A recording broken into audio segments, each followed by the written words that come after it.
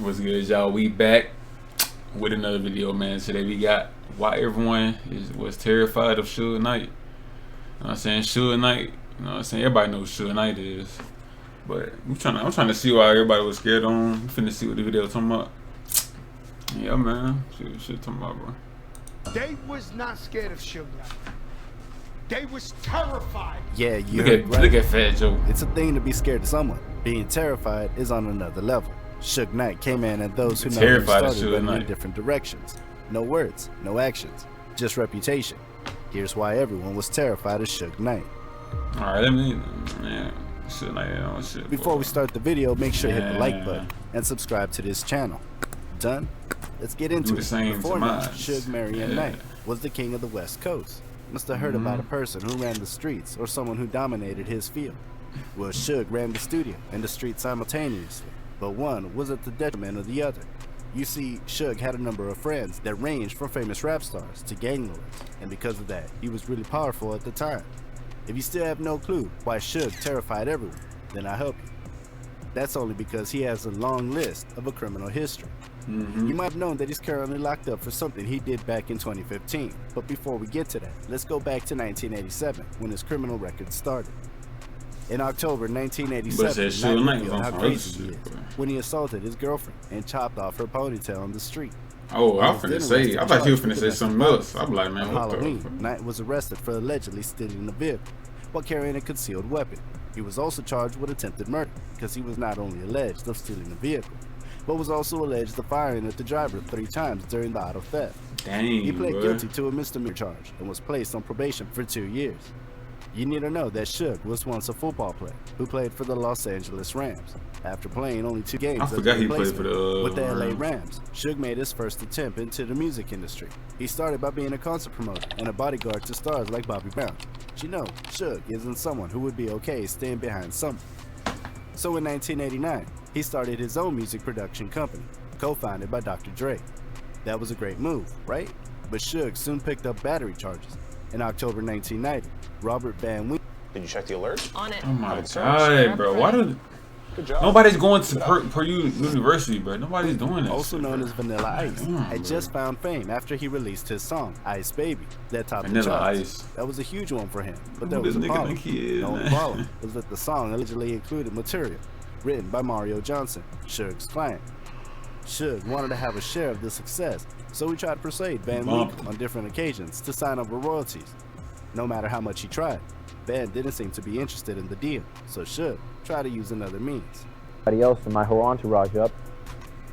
Suge took me out on the balcony, started talking to me personally. On the balcony.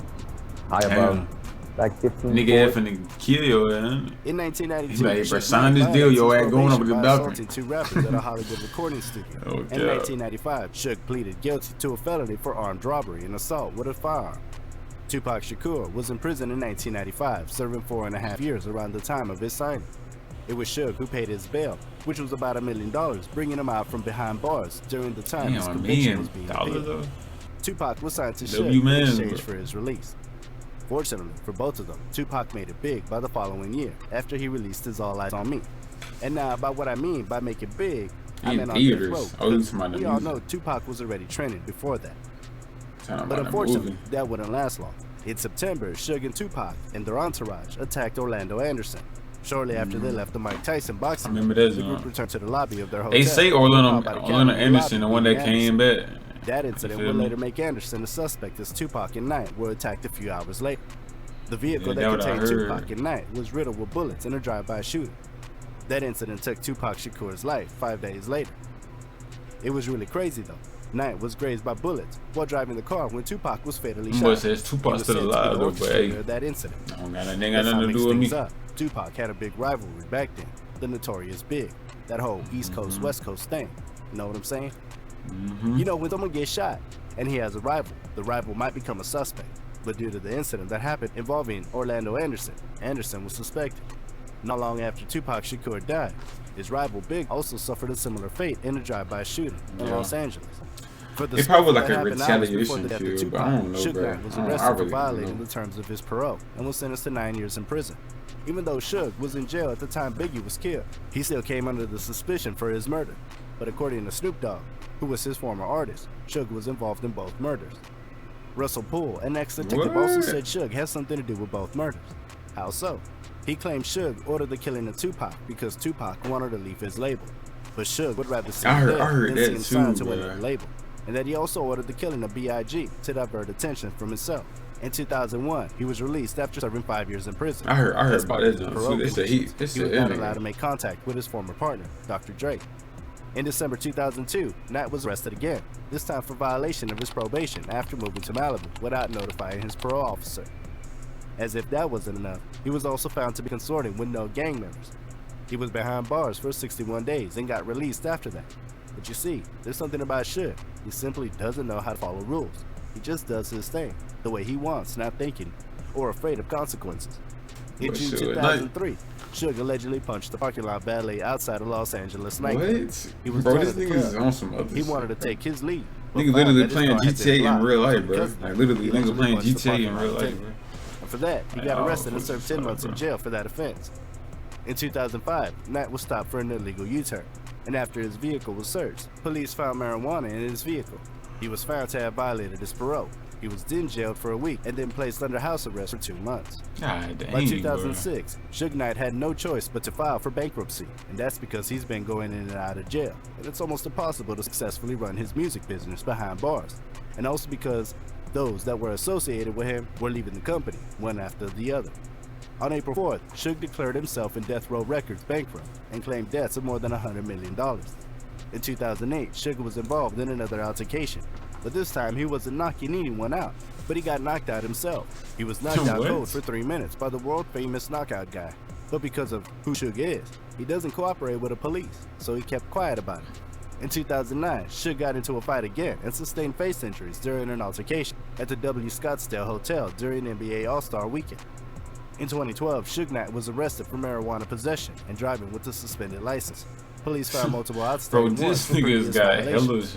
Knight was then placed on 3 years of unsupervised probation. I ain't even know nothing about all this. In 2014, Suge was shot again at a West Hollywood pre-MTV VMAs party. This time, the party was hosted by Chris Brown. Knight was shot 6 times and managed to get himself to an ambulance and had surgery. Even after all of this, he refused to cooperate with law enforcement. A week and a half later, shockingly, someone who was just shot was found carrying out a robbery. He was arrested in Las Vegas for second-degree robbery and driving with a suspended license together with comedian Cat Williams. In 2015, the biggest one happened. Suge had been getting in and out of jail like it's such a sweet place. If other people never talked about jail as such a horrible place, the way Suge went in and out of jail would have made people think it's a pleasant place. Oh God! He was arrested on suspicion of murder over a fatal hit-and-run incident that left 1 man dead. He turned himself into the LAPD and was later hospitalized for a possibly fatal blood clot, which delayed his trial till September. At a March 20 hearing, Suge Knight collapsed in court after learning that his bail was set at $25 million. His bail has since been lowered to $10 million.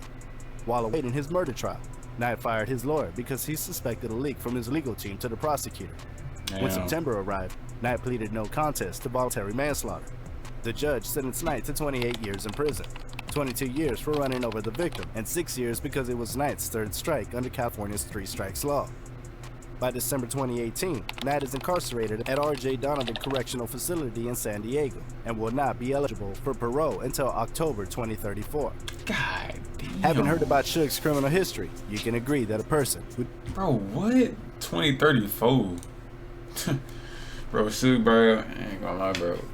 I did not know he was doing all that, bro. Like I didn't even know about none of that. I ain't gonna care. I just knew he did something, had to do something with both of the murders. I didn't know he. Man, that's something crazy, bro. Suge Knight really a demon. Like it's something crazy, bro. Hopefully you guys like the video, man. God damn, Suge Knight. Until next time, bro.